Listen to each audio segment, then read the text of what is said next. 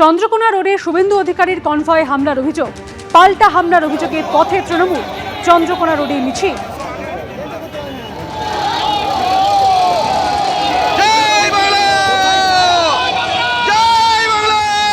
বিজেপির যে চক্রান্ত করছে অপপ্রচার এবং নোংরামি, নিজেদের লোকেদের নিজেরা পিটিয়ে তৃণমূলের বিরুদ্ধে দোষ দেওয়া, সবকিছু এলাকার মানুষ দেখেছেন। স্বাভাবিকভাবে এই সবকিছু নিয়েই আমাদের মিছিল, আমাদের প্রতিবাদ সভা এবং গোটা রাজ্য জুড়ে এই মুহূর্তে বিজেপি যে নাগরিকদের বিরুদ্ধে নাগরিক করার চক্রান্ত করছে, এলাকায় এলাকায় মানুষদের নোটিশ পাঠাচ্ছে, সবকিছু নিয়ে সবকিছু প্রতিবাদ আজকে মিছিল। আইপ্যাক কাণ্ড সংক্রান্ত মামলায় বুধবার কলকাতা হাইকোর্ট ইডির যুক্তিতে কার্যত মান্যতা দিয়েছে। এবার নজর সুপ্রিম কোর্টের মামলার দিকে, যেখানে দাখিল করা পিটিশনে ডাকাতি সহ চাঞ্চল্যকর সব অভিযোগ তুলেছে কেন্দ্রীয় এজেন্সি। এফআইআর, হাইকোর্টে মামলা, সুপ্রিম কোর্টে মামলা। দুর্নীতির তদন্তে এনফোর্সমেন্ট ডিরেক্টরেটের একটা তল্লাশি অভিযান ঘিরে সংঘাতের পারদ যে হারে চড়েছে তা হার মানিয়েছে অতীতের বহু ঘটনাকে। আইপ্যাক কাণ্ডে ইডির বিরুদ্ধে উদ্দেশ্য প্রণোদিতভাবে নথি বাজেয়াপ্ত করার অভিযোগ তুলেছে তৃণমূল। অন্যদিকে ইডি দাবি করেছে তারা নয়, নথি নিয়ে যান মুখ্যমন্ত্রী। বুধবার হাইকোর্ট ইডির যুক্তিতেই কার্যত মান্যতা দিয়েছে। এবার নজর সুপ্রিম কোর্টের মামলার দিকে, যেখানে দাখিল করা পিটিশনে ডাকাতি সহ চাঞ্চল্যকর সব অভিযোগ তুলেছে কেন্দ্রীয় এজেন্সি।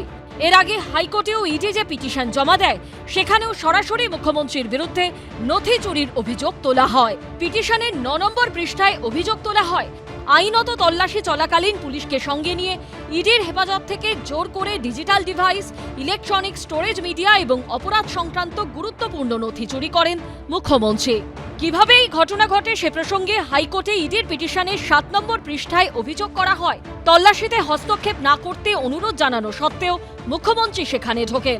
আইন ভেঙে পুলিশের সাহায্যে অ্যাসিস্ট্যান্ট ডিরেক্টর প্রশান্ত চান্ডিলার থেকে ডিজিটাল ডিভাইস এবং অপরাধ সংক্রান্ত গুরুত্বপূর্ণ নথি জোর করে নিয়ে নেন এবং 12:15 নাগাদ বেরিয়ে যান।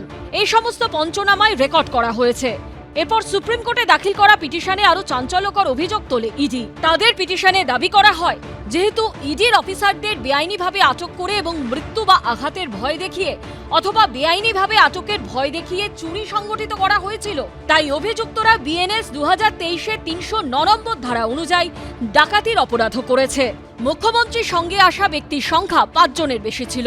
যেহেতু তারা ডাকাতি করেছে এবং তাদের কাছে প্রাণঘাতী অস্ত্র ছিল, তাই তারা ভারতীয় ন্যায় সংহিতার 310 ধারা অনুযায়ীও ডাকাতির অভিযোগে দোষী। এই ধারা অনুযায়ী নির্ধারিত শাস্তি 7 বছরের কম নয়। পাশাপাশি সুপ্রিম কোর্টে দাখিল করা ইডির পিটিশনে আরও দাবি করা হয়, যে পুলিশ কর্তারা আবাসনে প্রবেশ করেছিলেন তাদের কাছে পিস্তল ও রাইফেল সহ আগ্নেয়াস্ত্র ছিল। মৃত্যু ঘটানোর প্রস্তুতি, আঘাত বা আটক করা অথবা মৃত্যু বা আঘাতের ভয় দেখানোর প্রস্তুতি নিয়েই চুরির মতো অপরাধ সংগঠিত করা হয়েছিল। এবার ইডির তোলা এসব অভিযোগ নিয়েই শুনানি রয়েছে সুপ্রিম কোর্টে। এটা একটা ক্ষমতার অপব্যবহার করে সশস্ত্র ডাকাতি, তার কারণ যে প্রেমিসেসে তদন্ত চলছে সেখানে মমতা ব্যানার্জি অস্ত্রধারী সমস্ত লোকদের নিয়ে ওখানে প্রবেশ করেছিল। যেভাবে তথ্য ডাকাতি করা হয়েছে, সেই ডাকাতির যা শাস্তি হওয়া দরকার সেই শাস্তি হওয়া উচিত। তৃণমূল কংগ্রেসের অভিযোগ খুব স্পষ্ট যে একটা তদন্তের নামে যেভাবে আইপ্যাক সংস্থা এবং তার কর্ণধারের বাড়িতে যে তল্লাশি নামে আমাদের তথ্য চুরি, তথ্য ভাণ্ডার চুরির চেষ্টা হয়েছে, রাজনৈতিক দল হিসাবে মমতা বন্দ্যোপাধ্যায় তার দলের নেত্রী হিসাবে তথ্য ভাণ্ডার প্রোটেক্ট করার চেষ্টা করেছেন। তল্লাশি ঘিরে এই সংঘাতের জল আদালতে কতদূর গড়ায় সেটাই দেখার। সৌভিক মজুমদার, আশাবুল হোসেন ও শিবাশিস মৌলিকের রিপোর্ট, এবিপি আনন্দ। সুপ্রিম কোর্টে আজ আইপ্যাক সংক্রান্ত মামলা শুনানি হবে বিচারপতি প্রশান্ত কুমার মিশ্র এবং বিচারপতি বিপুল পাঞ্চলির বেঞ্চে। এর আগে হাইকোর্টে হট্টগোলের ঘটনার উল্লেখ সুপ্রিম কোর্টে দায়ের হওয়া পিটিশনে করেছিল ইডি। বলা হয়েছিল, হট্টগোলে যে মুখ্যমন্ত্রী সমর্থকরা যুক্ত তা হোয়াটসঅ্যাপ গ্রুপের মেসেজ থেকেই স্পষ্ট। এদিন হাইকোর্টে সেই প্রসঙ্গ তোলেন মমতা বন্দ্যোপাধ্যায়ের আইনজীবী কল্যাণ বন্দ্যোপাধ্যায়।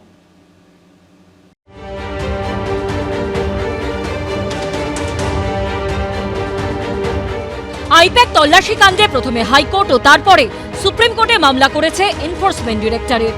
দাবি করেছে সিবিআই তদন্ত। বুধবার ইডির মামলা মুলতবি করে দিয়েছেন হাইকোর্টের বিচারপতি শুভ্রা ঘোষ। বৃহস্পতিবার সুপ্রিম কোর্টে বিচারপতি প্রশান্ত কুমার মিশ্র ও বিচারপতি বিপুল এম পাঞ্চলির বেঞ্চে এই মামলার শুনানি হবে। সুপ্রিম কোর্টে ইডি যে পিটিশন দাখিল করেছে তার ছত্রে ছত্রে অভিযোগ তোলা হয়েছে মুখ্যমন্ত্রী এবং শীর্ষ পুলিশ কর্তাদের বিরুদ্ধে। কোথাও তারা অভিযোগ করেছে বৃহস্পতিবার ইডি অফিসারদের চমকে দিয়ে সেখানে জোর করে ঢুকে পড়েন মমতা বন্দ্যোপাধ্যায়। সঙ্গে ছিলেন মুখ্য সচিব, রাজ্য পুলিশের ডিজি, কলকাতার police commissioner, deputy police commissioner. তারা শুধু ইডি অফিসারদের হুমকি দেননি, অপরাধ প্রমাণ রয়েছে এমন ফাইল এবং বৈদ্যুতিন তথ্য প্রমাণ ছিনিয়ে নেন।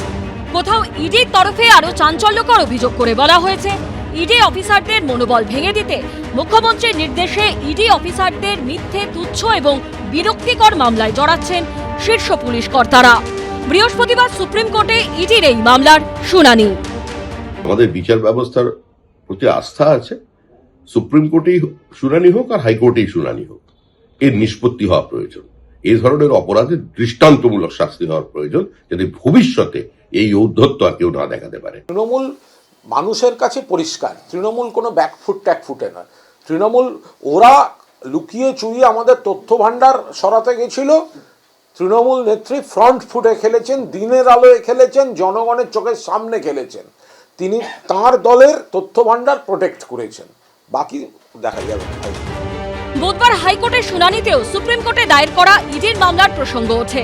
মমতা বন্দ্যোপাধ্যায়ের আইনজীবী কল্যাণ বন্দ্যোপাধ্যায় প্রশ্ন তোলেন, শুক্রবার আদালতের পরিস্থিতি নিয়ে ইডি সুপ্রিম কোর্টে কি করে অভিযোগ করলো?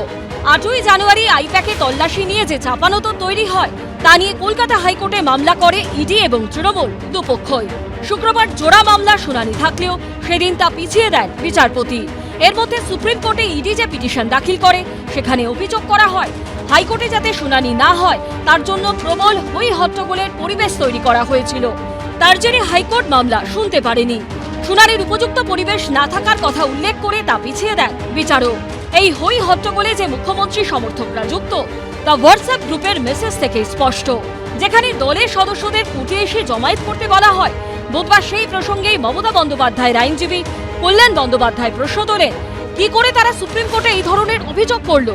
সুপ্রিম কোর্ট তো সব ভিডিও দেখবেন না। পাল্টা ইডির আইনজীবী বলেন, আপনি কি করে জানলেন যে সুপ্রিম কোর্ট কিছু দেখবেন না? সুপ্রিম কোর্ট উমর খালিদের সব ভিডিও দেখেছে। সেই সবটি বৃহস্পতিবার শুনানিতে ইডির তোলা একাধিক চাঞ্চল্যকর অভিযোগ নিয়ে সর্বোচ্চ আদালত কি বলে সেদিকেই সবার নজর। সৌভিক মজুমদার, আশাবুল হোসেন ও শিবাশিস মৌলিকের রিপোর্ট, এবিপি আনন্দ। কয়লা পাচারের কোটি কোটি টাকা কোথায় গেল তার তদন্তে গত সপ্তাহের বৃহস্পতিবার আইপ্যাক কর্ণধারের বাড়ি এবং অফিসে পৌঁছে যান ইডির অফিসাররা। তল্লাশির মধ্যেই মুখ্যমন্ত্রীর আচমকা সেখানে ঢুকে পড়া, তারপর ফাইল এবং নথি নিয়ে বেরিয়ে আসার ঘটনা তোলপাড় ফেলে দেয় রাজ্য রাজনীতিতে। থানা হাইকোর্ট হয়ে সংঘাতের জল গড়িয়েছে সুপ্রিম কোর্ট অবধি। আজ মামলা শুনানি হবে সর্বোচ্চ আদালতে। তৃণমূলের দায়ের মামলার নিষ্পত্তি, ইডির মামলার হাইকোর্টে মুলতবি। বৃহস্পতিবার সুপ্রিম কোর্টে মামলার শুনানি। সবার নজর এখন সেদিকে। আইপ্যাকের কর্ণধারের ফ্ল্যাট ও অফিসে হঠাৎ ইডির হানা, মুখ্যমন্ত্রী সেখানে পৌঁছনো, নথি বার করে আনা। ইডি বনাম দিদির লড়াই, পথে যুদ্ধ, আইনি যুদ্ধ, এসব ঘিরেই এখন তপ্ত পশ্চিমবঙ্গ। এক কথায় উথাল পাথাল চলছে। থানা হাইকোর্ট হয়ে সংঘাতের জল গড়িয়েছে সুপ্রিম কোর্ট অবধি। তৃণমূল কংগ্রেস হাইকোর্টে গিয়ে এই ধাক্কা শুধু খেলো না, ঘুরিয়ে এটা শুনে আসলো যে ইডি তো নথি বাজেয়াপ্ত করেনি, তাহলে নথিগুলো কে নিয়ে গেছিল? নিয়ে গেছিল মুখ্যমন্ত্রী এবং তার সাকরেদ পুলিশ অফিসাররা। এটা 5-6 বছর আগের মামলা, এতদিন ধরে তারা ঘুমোচ্ছিল। এখন যেহেতু ওই সংস্থা এবার আসন্ন নির্বাচনে আমাদের প্রচারে সহায়ক এবং উপদেষ্টা, তাদের কাছে আমাদের যে প্রচারের তথ্য ভাণ্ডার ছিল ঘুরপথে বিজেপি দখল করার জন্য এগুলি করেছে। এবার আমাদের যেই মূল অভিযোগ, সেই অভিযোগ অটুট রয়েছে। এবার সেই অভিযোগের চাপে পড়ে গিয়ে এখন ইডুকে বলতে হচ্ছে যে আমরা কিছু সিজ করিনি ইত্যাদি ইত্যাদি। সামনে ভোট, উত্তপ্ত সব পক্ষই, একে অপরকে বিচ্ছে সবাই। কেউ কেউ অন্য খেলার গন্ধও পাচ্ছে। কেন ইডি গ্রেপ্তার করবে না তদন্ত চলাকালীন কোন ব্যক্তি তাদের তদন্তে বাধা দিলে? বৃহস্পতিবার মামলার শুনানি হবে সুপ্রিম কোর্টে। সত্যিটা কি কোনোদিন বেরোবে? সৌভিক মজুমদার ও আশাবুল হোসেনের রিপোর্ট, এবিপি আনন্দ। এবিপি আনন্দ, এগিয়ে থাকে, এগিয়ে রাখে।